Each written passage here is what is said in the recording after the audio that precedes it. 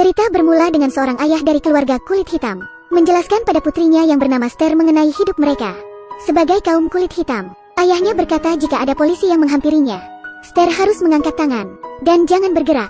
Walaupun perutnya sakit, ia harus menahannya, atau ia akan menghadapi resiko yang membahayakan nyawanya. Tapi, saat itu Ster masih berusia 9 tahun. Meskipun ia mendengarnya sebanyak 800 kali, ia tak memahami kenyataan itu.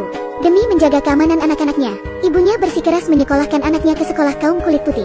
Ia berharap anaknya aman dari kekacauan ataupun diskriminasi. Tak disangka, saat Ster berusia 16 tahun, terjadi masalah besar padanya. Pada malam hari, Ster dan temannya Halil diberhentikan polisi. Ster pun langsung menaruh tangannya di laci mobil dan menyuruh Halil menirukannya. Halil sedikit meremehkan, tapi ia tetap melakukannya. Polisi kulit putih datang dan meminta SIM Halil.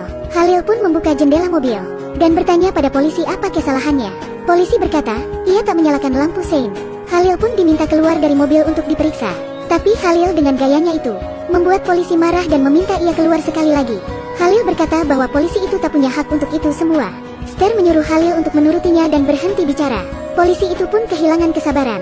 Polisi itu pun siap memegang pistolnya yang ada di pinggang, meminta Halil untuk segera keluar dari mobil. Halil pun kesal dan terpaksa menurutinya. Setelah keluar, Ster mengambil ponselnya hendak merekam kejadian itu. Tak diduga, ia ditegur oleh polisi itu. Ster pun ketakutan dan langsung melempar ponselnya. Polisi itu menyuruh Ster untuk diam di mobil dan menyuruh Halil memberikan SIM-nya untuk memeriksa identitas. Melihat Ster yang ketakutan, Halil melihat ke dalam mobil untuk menenangkan Ster. Ster mengingatkannya untuk jangan bergerak, tapi Halil mengomelinya karena Ster terlalu berlebihan. Halil pun mengambil sesuatu di dalam mobilnya, tapi saat itu juga Halil terjatuh ke tanah dengan penuh darah. Ster pun keluar dari mobil dan berlari, tapi polisi memperingatkannya untuk tidak bergerak. Polisi itu pun memborgolnya. Melihat Halil yang sekarat, Ster menangis dan meminta polisi untuk memanggil ambulans. Polisi itu pun berpikir, sambil terus menodongkan senjatanya. Tapi, siapa sangka, saat ia melihat tangan Halil, polisi menyadari jika ia salah sangka. Jadi, yang diambil oleh Halil hanyalah sebuah sisir. Saat sampai di kantor polisi, pengacara bertanya pada Ster apa yang terjadi. Tapi pertanyaan mereka selalu mengarah pada Halil. Tak ada yang menanyakan tindakan polisi itu, karena bagi mereka, nyawa orang kulit hitam bukanlah hal yang penting. Untungnya, paman Ster yang juga polisi pun datang dan membawa Ster pergi dari sana. Tapi kejadian itu membuat Ster trauma. Ia bahkan muntah setiap hari, hingga suatu ketika, ia mengerti nasihat ayahnya yang ia dengar dari ia kecil. Kabar mengenai insiden penembakan Halil pun menyebar luas. Ster mengira, polisi kulit putih itu akan dihukum. Tapi karena kurangnya saksi mata, ia hanya mendapat penangguhan. Pamannya ingin Ster bersaksi di pengadilan, tapi ibunya tak ingin ia terlibat di dalamnya. Karena ibunya mengerti, jika identitas putrinya terekspos, itu akan membawanya ke dalam masalah yang lebih besar, yang akan mengancam nyawanya. Kemudian, hal yang paling ia takutkan terjadi. Halil ternyata berhubungan dengan King, seorang pengedar narkoba. Ster yang menyaksikan dengan matanya sendiri. Saat itu, karena mereka tak menyalakan lampu sein, mereka pun diberhentikan oleh polisi. Kemudian, Halil hanya mengambil sebuah sisir. Polisi itu telah salah paham dan menyangka Halil mengambil senjata, yang membuat kemarahan orang kulit hitam. Lalu, peti Halil pun dibawa keluar gereja. Orang-orang berkerumun di luar. Mereka meneriakkan slogan, meminta keadilan, agar polisi itu dihukum. Mobil jenazah pun meninggalkan tempat itu. Orang-orang itu mengikutinya. Hal itu membuat polisi khawatir. Lalu kantor polisi pun mengirim sejumlah polisi untuk berjaga. Tapi keadaan semakin memburuk. Ster melihat berita di televisi. Ia bingung harus berbuat apa. Ia ingin agar polisi itu dihukum. Akhirnya Ster pun mau bersaksi di pengadilan. Tapi kemunculannya di sana akan membawa ancaman untuknya. Tapi ancaman itu bukan dari orang kulit putih, melainkan dari pria kulit hitam, King. Karena King telah menjual narkoba pada Halil. Jika Ster bersaksi di pengadilan, sama saja akan merusak bisnisnya. Di satu sisi ia takut akan ancaman King, tapi di sisi lain ia ingin keadilan untuk temannya. Ster pun menjadi bimbang. Tapi saat ia tahu jika polisi itu hanya diskors dan tetap dibayar, membuatnya terdorong lagi. Dengan didampingi keluarganya, Ster diwawancarai oleh stasiun televisi. Ia tak hanya mengatakan kejahatan polisi itu, tapi juga melibatkan King. Meskipun televisi itu telah memblur wajah Ster, tapi King tetap mengenalinya. Lalu, keluarga Ster sedang makan malam, merayakan keberanian Ster untuk bersaksi.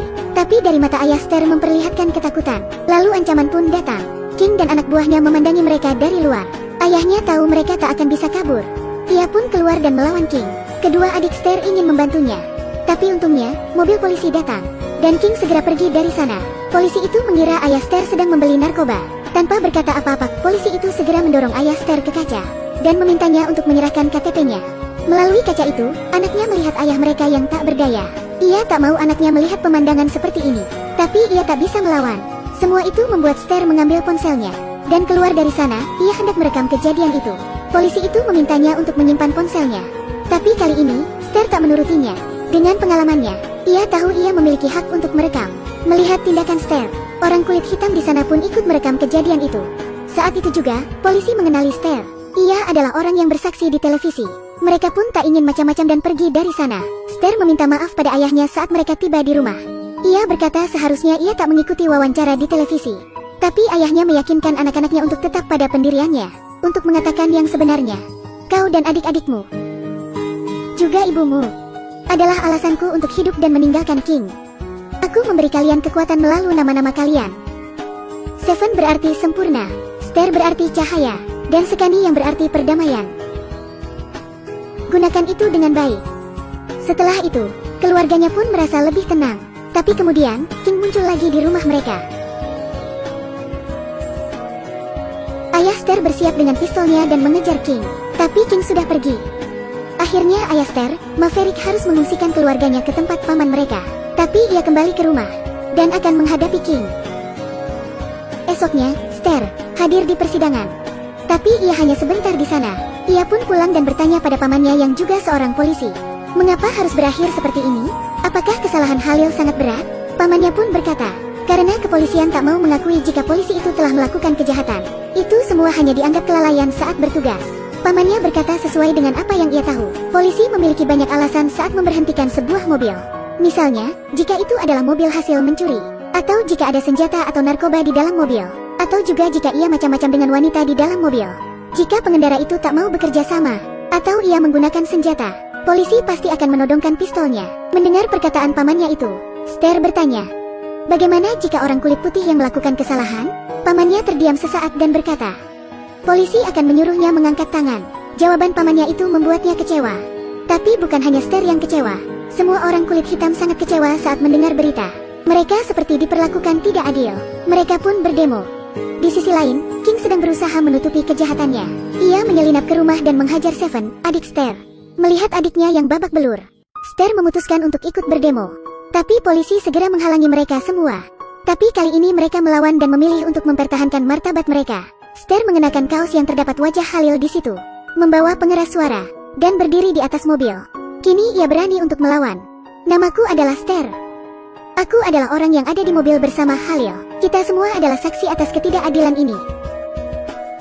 Kami tak akan berhenti untuk menuntut keadilan. Perkataan Ster itu membakar semangat orang kulit hitam di sana. Tapi semua itu juga membuat polisi marah. Polisi pun menyiram gas air mata pada mereka. Ster pun melompat dari mobil. Ia pun mengambil gas air mata itu dan melemparnya balik. Kerusuhan pun terjadi. Polisi mulai menangkap mereka. Ster dan adiknya pun segera kabur dari sana. Dengan bantuan orang-orang di sana, mereka berhasil sampai di toko Maverick. Mereka mengira mereka sudah aman.